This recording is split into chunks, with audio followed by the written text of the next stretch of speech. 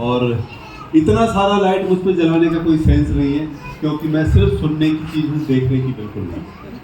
आप मुझे नहीं भी देखेंगे तो काम चलेगा, मुझे सिर्फ सुनिए।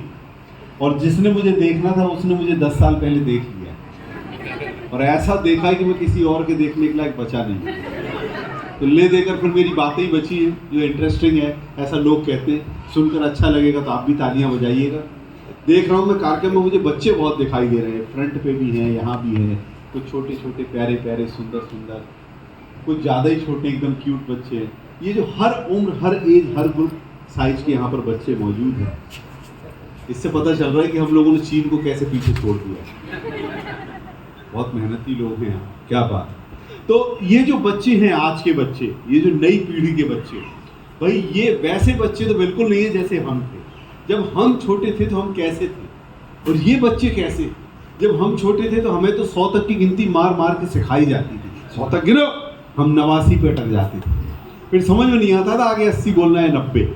और ये बच्चे आजकल के, ये 100 तक की गिनती तो टीवी का चैनल बदल बदल के सीख लेते। ऊपर से इनके पास लैपटॉप है, कंप्यूटर है, मोबाइल है, इतनी चीज़ें इनके पास हैं, इनका दिमाग इतना शार्प हो गया है, आप इनसे कुछ पूछो ये उसका जवाब नहीं देते, ये आपके क्वेश्चन पे एक और क्वेश्चन ठोकते। मैंने एक बच्चे से पूछा, मैंने कहा बेटा एक चीज़ बताओ, जब ये गर्म तवे पर ये कॉर्न फूट के पॉपकॉर्न बनता है तो ऐसा उछलता क्यों है। वो बोला अंकल आप उस पर बैठ के देखिए समझ में आ जाएगा। आप देखिए सोच कहाँ तक की है। हाँ, मैं तो बाहर निकला, एक बच्चा आराम से बैठ के बेंच पे बैठा हुआ गार्डन में, चॉकलेट खा रहा खोल के, 1 2 3 4 10 चॉकलेट खा गया एक झटके में। अरे मैंने कहा बेटा ऐसा नहीं करते, ज़्यादा मीठा खाने से इंसान जल्दी मर जाता है, पता है। तो मुझसे बोला अंकल आपको पता है मेरे दादाजी 110 साल तक जिंदा रहे थे। तो मैंने पूछा वो मीठा कम खाते थे। बोला नहीं, वो अपने काम से काम रखते थे। आज जबरदस्त बच्चे था। अच्छा, और कभी कभी तो ये कोई ऐसा क्वेश्चन करते हैं जो इनकी उम्र को मैच नहीं करता। ऐसा लगता है यार ये तू कैसे पूछ सकता है। वो एक बच्चे ने अपने पापा से पूछ लिया, बोले पापा एक बात बताओ, ये राजनीति क्या होगी। बोले यार बेटा तू इतना छोटा है, तेरे दिमाग में कहाँ से आ गया है। बोले पापा कल को बड़ा होऊंगा, देश का नागरिक बनूंगा, वोट डालूंगा, मेरे कारण सरकार बनेगी, आखिर मुझे पता तो चले कि राजनीति क्या होती है। बोले यार बेटा ठीक है, तू बच्चा है तो तेरे हिसाब से समझाता हूँ, ये बता बेटा कि घर में पैसा कौन कमाता है। बोले पापा आप। बोले बेटा मैं हो गया अर्थव्यवस्था, इकोनॉमी। बेटा ये पैसा खर्च कौन करता है। बोले मम्मी। बोले मम्मी हो गई सरकार, ठीक है। अच्छा पापा ये छोटा भाई। बोले घर में सबसे छोटा है तो देश का भविष्य, फ्यूचर। अच्छा पापा और। बोले अपन पेमेंट किसको देते, तनख्वाह। बोले अपनी नौकरानी को। बोले वो हो गई कर्मचारी, सर्वेंट। अच्छा पापा और मैं। बोले तू क्वेश्चन कर रहा है, तू जनता। भाई जो क्वेश्चन करे वो जनता।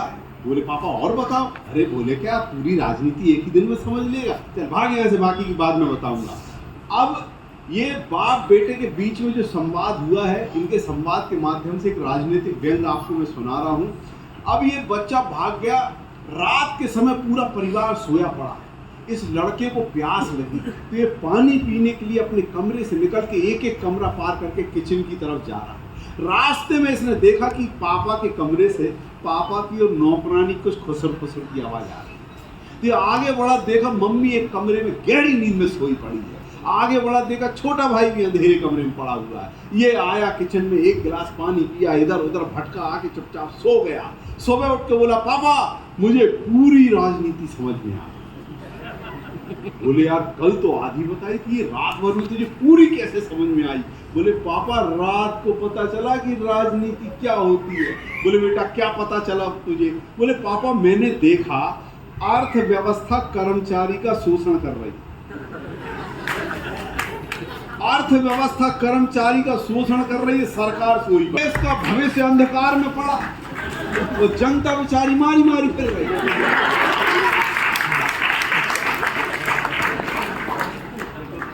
साहब ये जो बच्चों का दिमाग तेज हो रहा है, ऐसी बात नहीं कि छोटे वाले, मैंने आपसे कहा नई सदी के बच्चे, यानी वो बच्चे जो 2000 के बाद पैदा हुए और आज की डेट में 20-22 साल की उम्र के, ये सब बहुत अद्भुत है।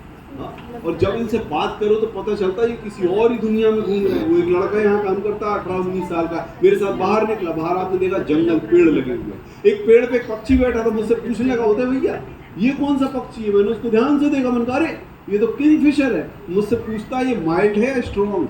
तो आप सोचो ये कौन सी दुनिया में घूम रहे हैं। अच्छा, ये जो बच्चों का दिमाग तेज हो रहा है, इसका सबसे बड़ा रीजन क्या है वो मैं आपको बताता हूँ। एक ऐसा कार्यक्रम जो पहले रोज होता था घर में, स्कूल में, आजकल वो बंद हो गया है। वो कार्यक्रम है पिटाई का कार्यक्रम। पहले पिटाई घर में भी होती थी, स्कूल में भी, आजकल दोनों जगह बंद है। आजकल जो बच्चों को रिफ्रेशमेंट के नाम पे घुमाने ले जाते हैं ना, मॉल ले जा रहे हैं, वाटर किंगडम ले जा रहे हैं, बॉलीवुड पार्क ला रहे हैं। जब हम छोटे थे तो रिफ्रेशमेंट का एक ही साधन था, एक जोरदार झापड़ मारते थे, बच्चा 3 दिन तक रिफ्रेश रहता था। 3 दिन तक वो अपने मम्मी पापा के आसपास भी नहीं जाते। लेकिन अभी जो बच्चे आ रहे हैं उनको क्या सुविधाएं मिल रही हैं आप देखो। सुबह सुबह माँ बाप दोनों लगे रहते हैं, एक उसको सॉक्स पहना रहा है, एक शूज पहना रहा है, एक बैग पहना रहा है, तैयार करके ले जाते हैं हाथ पकड़ के, और स्कूल की बस में बिठा के ऐसे बाय करते हैं जैसे वो जंग लड़ने जा रहे हैं। एक हम जाते थे स्कूल पढ़ने, रोज थप्पड़ खा के स्कूल जाते थे, और जिस दिन थप्पड़ नहीं पड़े हम समझ जाते थे आज संडे। देखो क्या सुविधाएं बच्चों के पास में। अच्छा, ऐसी बात नहीं है कि बच्चे ही अच्छे आ रहे हैं। नए जमाने की जो मम्मियां हैं, हाय हाय हाय, क्या मम्मियां हैं आजकल। क्या तो वो अपने बच्चों से बातें करती हैं, क्या कम्युनिकेशन है उनका, और क्या पेशेंस है आजकल की मम्मियों का। बच्चा अचानक बोल देता, मम्मी ये क्या सब्जी बनाई आपने, नहीं खाना, मुझे नहीं पसंद। कोई बात नहीं बेटा, पिज्जा खा ले, बर्गर खा ले, चाउमीन बना देती हूँ, मैगी बना देती हूँ, बेटा तेरे लिए कुछ ऑनलाइन बुला देती हूँ। इतने सारे ऑप्शन देती हैं आजकल की मम्मी। और एक हमारी माँ, उसके पास 2 ही ऑप्शन थे, बेटा तू ये सब्जी खाएगा या चप्पल। और हम दोनों खाते थे, पहले चप्पल बाद में सब्जी।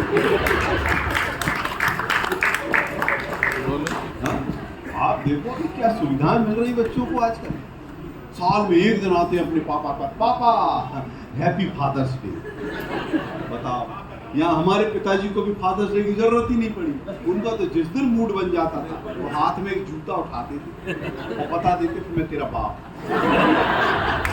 हफ्ते में 2 बार फादर्स डे मिलता था हमारे घर, कैमरा नीचे, और हम ऑफ भी नहीं करते थे। और आजकल के बच्चे बताओ क्वेश्चन करते हैं, बताओ इतने छोटे बच्चे। यहाँ हमारी पिटाई होती थी, पूछना गए एक तरफ, हम तो हाथ छुड़ा के भागते ताकि आगे पिटने से बचे, क्योंकि तब एक आग नहीं पड़ता था। सामने पड़ गए तो जब तक सामने हो 10-15 पड़ते ही रहते थे। और कई बार तो पिटने के बाद बहुत देर तक हम यही सोचते रहते थे, यार आज उन्हें मारा क्यों। पता ही नहीं होता था किस बात की बीमार। पिटाई भी ऐसी होती थी, रात को देर तक जाग रहे तो पिटाई, सुबह देर तक सो रहे तो पिटाई, नहाने नहीं जा रहे तो पिटाई, बड़ों के नहाने के टाइम बाथरूम में घुस गए तो पिटाई, जहाँ बड़े लोग बैठे हो बार बार कर रहे तो पिटाई, कहीं चप्पल घुमा के आ गए तो पिटाई, किसी और की पहन के आ गए तो पिटाई, फिल्म देख ली थी पैसे मांग लिए तो पिटाई, दोस्त के पैसे से फिल्म देखा है तो पिटाई, किसी को पीट के आ गए तो पिटाई, किसी से पिट के आ गए तो पिटाई। और कई बार तो इसलिए मारते थे, इसको 4-5 दिन से नहीं मारा, तो पीटे ही। जिस तरह का रिएक्शन आप लोगों का आ रहा है, आपकी कहानी आपको ही सुना। ये अलग बात है कि मेरी अपनी कहानी है, लेकिन मुझे लग रहा है ये घर घर की कहानी। अच्छा लग रहा है सब लोग मिलकर एक बार ताली बजाएं।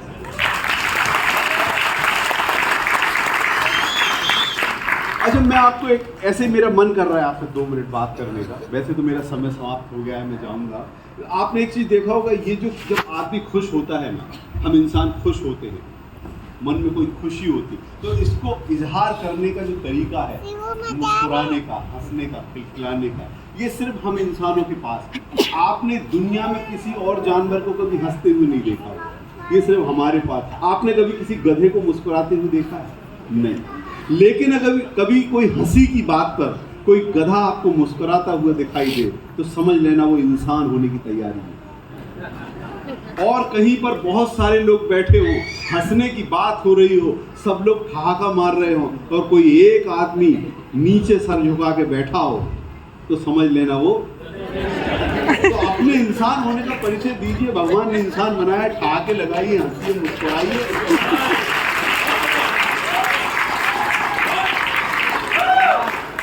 तो भाई देखो, मैं इस तरह की बातें घंटे 2 घंटे 3 घंटे भी कर सकता हूँ, लेकिन यहाँ एक टाइम स्लॉट होता है, इतनी देर में मुझे अपनी बात करनी होती है, तो मेरा समय समाप्त हो रहा है।